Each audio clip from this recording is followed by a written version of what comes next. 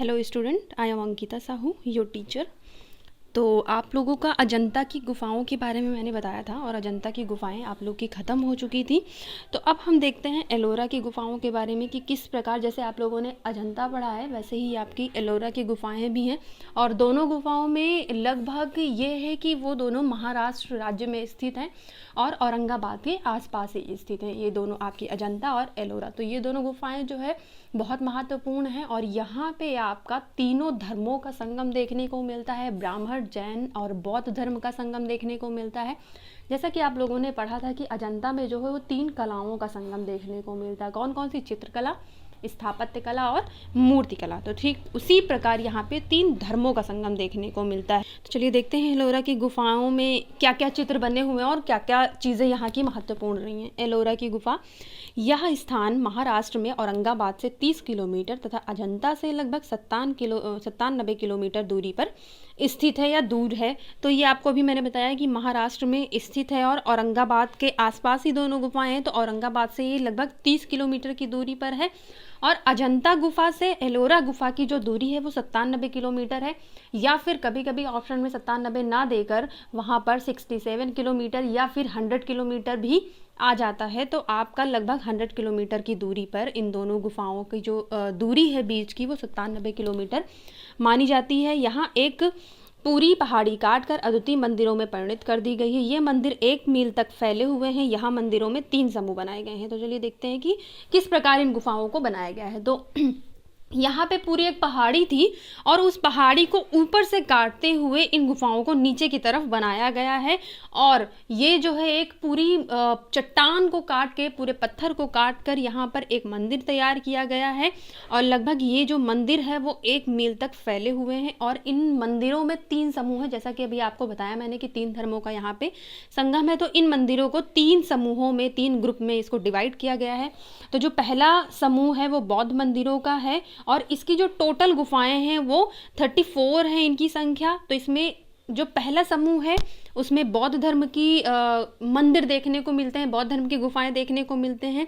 इसकी जो संख्या है वो 12 बताई गई है। और दूसरा जो इसका समूह है वो ब्राह्मण धर्म का है जिसमें 17 मंदिर हैं। और तथा जो तीसरा है वो जैन धर्म का है, इसमें 5 मंदिर हैं। जैसा कि अभी आप लोग को बताया कि इसमें 34 टोटल गुफाएं हैं। तो इस प्रकार से उन्होंने डिवाइड किया गया है कि 12 जो हैं बौद्ध हैं और 17 जो हैं वो ब्राह्मण धर्म की हैं और 5 जो है वो जैन धर्म की हैं। और इन धर्म से संबंधित यहाँ पे चित्र और मूर्तियाँ देखने को मिलती हैं एलोरा की गुफाओं में। अधिकतर यहाँ के चित्र नष्ट हो चुके हैं जो अजंता से निम्न स्तर के हैं। प्रसिद्ध कैलाश मंदिर राष्ट्रकूट राजा कृष्ण प्रथम ने बनवाया था। तो चलिए देखते हैं यहाँ पे जो ये सारी चीज़ें बनवाई गई हैं, ये जो एलोरा के मंदिर बनवाए गए हैं वो सब सर्वप्रथम जो है वो राष्ट्रकूट ने स्टार्ट करवाया था। पहले इसका जो शासक था वो था दंतीदुर्ग, उसने बाकी के गुफा मंदिर बनवाए हैं। लेकिन इसका जो सबसे ज़्यादा प्रसिद्ध गुफा मंदिर है जो यूनेस्को में भी शामिल किया गया है वो है आपका कैलाश मंदिर। तो यहाँ पे जो चित्र बने हुए हैं वो अजंता से थोड़ा सा कम सुंदर दिखते हैं और यहाँ पे जो चित्र हैं वो काफ़ी नष्ट भी हो चुके हैं। तो इसका जो प्रसिद्ध मंदिर है कैलाश मंदिर, इन पूरी गुफाओं में वो जो है वो कृष्ण प्रथम ने बनवाया था, वो राष्ट्रकूट के एक शासक थे।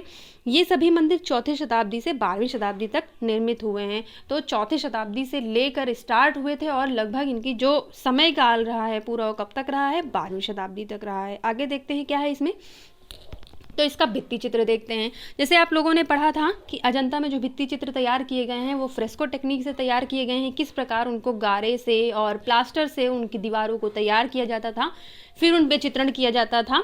और इसमें देखते हैं कि भित्ति चित्रण में क्या क्या चीज़ें बनाई गई हैं। राष्ट्रकूट राजा कृष्ण प्रथम के 8वीं शती में निर्मित कैलाश मंदिर में बहुत सुंदर चित्र प्राप्त हुए हैं। यह मंदिर पूरी एक पहाड़ी की चट्टान को काट कर बनाया गया। तो अभी मैं इसका चित्र भी दिखाऊंगी आपको कि किस प्रकार का कैलाश मंदिर बनाया गया है। बहुत ही सुंदर ये मंदिर बनाया गया है। तो किसने बनवाया था इसको? कृष्ण प्रथम ने बनवाया था जो कि राष्ट्रकूट के राजा थे। और कब बनवाया था? तो इसको 8वीं शती में बनवाया गया था। बहुत ही सुंदर मंदिर है ये। और ये जो है पूरी एक पहाड़ी को काट करके, पूरे चट्टान को काट करके ये मंदिर बनाया गया है। यह जो है कैलाशपति शिव मंदिर है। इसका प्रमुख मंडप स्तंभों पर आधारित है। इन स्तंभों पर बड़ी सुंदरता से नक्काशी की गई है। तो आप लोगों ने ये कैलाश नाम सुनते ही आप लोगों के मन में आ ही गया होगा कि ये भगवान शिव का मंदिर है। तो यहाँ पे ये पूरा मंदिर जो है, इसमें बहुत सारे स्तंभ भी बने हैं, बहुत सारे दीवार भी अंदर बनाई गई हैं और इनमें नक्काशियाँ की गई। नक्काशी मतलब इन पे इंग्रेविंग की गई है और इन्हीं को इंग्रेव करके स्कल्पचर्स बनाए गए हैं इसके पिलर्स पे। यह मंडप आलेखनों से भरा है तथा दिव्य आकृतियां इस पे चित्रित हैं और भी बहुत से सुंदर चित्र हैं इसमें विद्यमान हैं, जिनमें धार्मिक, पशु तथा फूल पत्तियां अलंकरण हैं। तो ये जो पूरा मंदिर है, इसमें कुछ मूर्तियां तो बनाई गई हैं, उसके साथ अभी आपको बताया कि स्तंभों पर भी डिज़ाइन किया गया है। तो ये जो आकृतियां बनाई गई हैं वो दिव्य देखने में लगती हैं, क्योंकि वो भगवान के साथ उनको अंकित किया गया है और यहाँ पे अधिकतम जो है वो धार्मिक चीज़ें ही देखने को मिलती हैं। तो इसमें कुछ फ्लोरल मोटिव भी हैं और कुछ डिज़ाइंस जो हैं उनमें ह्यूमन फिगर्स को भी यूज़ किया गया है, जिसमें फूल पत्तियों का भी अलंकरण किया गया है उन पिलर्स पे। युद्ध, दृश्य, जुलूस, कमल सरोवर में हाथी, शिव, नटराज आदि के चित्र यहाँ पर बने हैं और यहाँ पे रामायण महाभारत के दृश्य भी नीचे की ओर अंकित किए गए हैं। तो ये जो पूरे पिलर्स हैं, जो पूरी वॉल बनाई गई हैं, उन पे जो है ये सारे टॉपिक्स को लेके, इन सारे सब्जेक्ट मैटर को लेके यहाँ पे काम किया गया है। जैसे कि युद्ध के जो दृश्य हैं उनको, जुलूस के जो दृश्य हैं उनको, कमल सरोवर के जो दृश्य हैं उनको और कमल सरोवर में हाथी को भी दिखाया गया है। और अधिकतम जो है वो भगवान शिव के चित्र यहाँ पे, कैलाश मंदिर की बात हो रही है यहाँ पे, तो कैलाश मंदिर में अधिकतर जो है वो भगवान शिव की जो रूप है उनको दिखाया गया है। और यहाँ पे जो वॉल्स बनाई गई हैं उसमें रामायण और महाभारत से संबंधित भी कुछ सीन यहाँ पे दिखाए गए हैं। मूर्तियों में शिव का पूरा जीवन अंकित है। गरुड़ का भी जो चित्र है वो बहुत सुंदर तरीके से बनाया गया है। आगे देखते हैं क्या है इसमें। इसके बाद जैन मंदिरों की छतों में अंकित चित्रकारी मिलती है। 9वीं शती में निर्मित इंद्र सभा नामक गुफा मंदिरों में बहुत से चित्र अंकित थे, परंतु इस समय यह चित्र नष्ट हो चुके हैं। कुछ चित्र दिखाई पड़ते हैं। तो अभी आपको बताया कि यहाँ पे तीनों धर्म से संबंधित चित्र हैं। तो अभी आप को मैं कैलाश मंदिर के बारे में बता रही थी। अब ये जो है वो जैन मंदिर के बारे में बता रहे हैं कि जो जैन मंदिर है, जो आपकी 5 गुफाएं मिली हुई हैं जैन से संबंधित, वहाँ पर भी चित्रकारी देखने को मिलती है। वो कब बनाई गई है? वो 9वीं शती में बनाई गई है। और यहाँ पे एक बड़ी फेमस है जैन की जो गुफा है, उसका नाम है गुफा नंबर 32 और इंद्र सभा नाम है। तो इसमें भी बहुत सारे चित्र जो है वो अंकित किए गए हैं। लेकिन क्या है, उस टाइम जो चित्र थे वो अब वर्तमान में देखेंगे तो बहुत कम चित्र देखने को मिलते हैं, अधिकतम जो है वो नष्ट हो चुके हैं। इनमें एक चित्र बहुत सुंदर है जो कि जैन धर्म से संबंधित है। इसमें कुछ दिव्य आकृतियां बनी हुई हैं। एक मुकुटधारी आकृति के दोनों ओर 2 महिलाएं हैं। एक का बायां हाथ पुरुष आकृति के गले में डाला हुआ है तथा पृष्ठभूमि में बादल बने हैं। ऐसा लगता है कि वे आकृतियां आकाश में उड़ रही हैं। तो ये जो जैन मंदिर में एक ये सुंदर चित्र बना है, उसके बारे में एक्सप्लेन कर रहे हैं कि एक दिव्य आकृति बनी हुई है। वो कैसी बनी हुई है कि एक मेल फिगर है जिसमें मुकुट लगाया हुआ है और इसके दोनों साइड में 2 महिलाएं खड़ी हुई हैं। तो एक जो बाएं साइड महिला खड़ी हुई है, उसने पुरुष आकृति के गले में हाथ डाला हुआ है और इसके पीछे बैकग्राउंड में जो है वो बादल के चित्र बनाए गए हैं और इन सभी आकृतियों को देखकर ऐसा लगता है जैसे आकाश में उड़ रही हूँ। कुछ कमल पर आधारित आलेखन है तथा भैंसे पर यम का भी चित्रण बनाया गया है। तो अभी आपको बताया कि यहाँ पे फूल, पत्तियाँ और ह्यूमन फिगर्स, बहुत सारे ऐसे चित्र यहाँ पे बनाए गए हैं। तो यही कह रहे हैं कि कुछ कमल पर आधारित भी यहाँ पे मोटिव डिज़ाइन बनाई गई हैं और एक चित्र और है जिसपे भैंसे पर यमराज को दिखाया गया है। तो इसकी विशेषताएँ क्या हैं एलोरा के चित्रों की, अब वो देखते हैं। यहाँ के 2 प्रकार के चित्र हैं। एक तो बिल्कुल अजंता शैली से मिलते हैं और दूसरे चित्रों में हास्य दर्शाए हुए हैं। तो अभी आपको बताया कि यहाँ पे जो चित्र बने हुए हैं वो अजंता से निम्न स्तर के हैं, मतलब अजंता की जो क्वालिटी है चित्रों की वो ज़्यादा अच्छी है और यहाँ की जो चित्रों की क्वालिटी है वो कम अच्छी है। लेकिन अजंता जो है वो मूर्तियों के लिए कम फेमस है, एलोरा फेमस है। अभी आप आगे एलिफेंटा की गुफा भी पढ़ोगे तो सबसे ज़्यादा मूर्तियों के लिए एलिफेंटा फेमस है। तो यहाँ पे जो चित्र बनाए गए हैं वो 2 प्रकार से हैं। एक तो जो अजंता से कुछ मिलते जुलते हैं और दूसरे जो है उसमें हास्य दिखाया गया, मतलब उसमें कुछ कुछ कमियां दिखाई गई हैं। कमल सरोवर में हाथी तथा इंद्र सभा में चित्रित दिव्य आकृतियां बहुत सुंदर हैं तथा अजंता के ही स्तर की प्रतीत होती है। अभी आपको बताया कि कुछ आकृतियां यहाँ पे जो है वो अजंता शैली के समान है।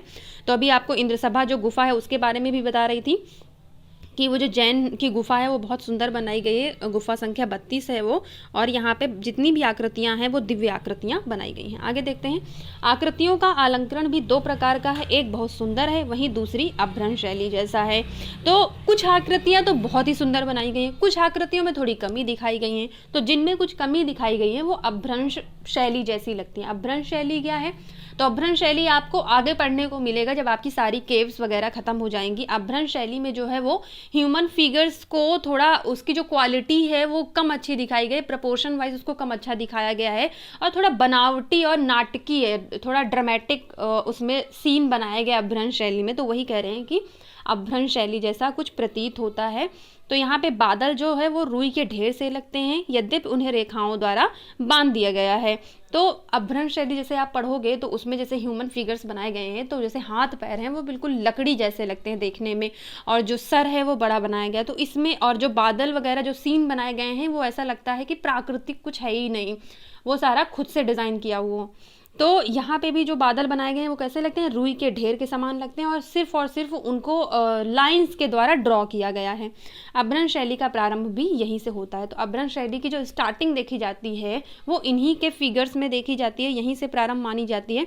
तो अभी आपको मैं कैलाश मंदिर के बारे में बता रही थी, तो ये आपको नीचे इसमें कैलाश मंदिर का चित्र दिया हुआ है, आप लोग देख सकते हैं। यहाँ पे ये जो आपका कैलाश मंदिर है वहाँ पे बनाया गया है, कुछ इस प्रकार का चित्र है यहाँ पे।